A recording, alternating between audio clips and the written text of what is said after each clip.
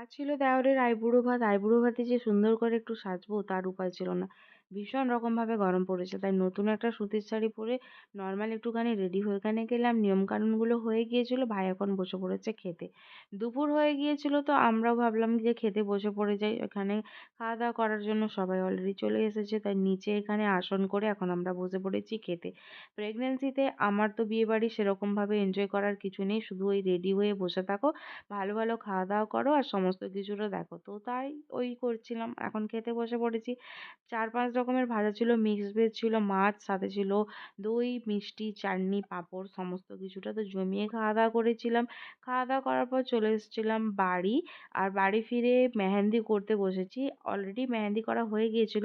একটা হাতে বাকি ছিল। তো এখন ভাবলাম সেই মেহেন্দিটা পরেই নিই। কারণ রাতের বেলা আর পরার ইচ্ছে থাকবে না। তাই দুপুর, দুপুর খাওয়া-দাওয়া করে এখন বসে পড়েছিলাম মেহেন্দি পরার জন্য।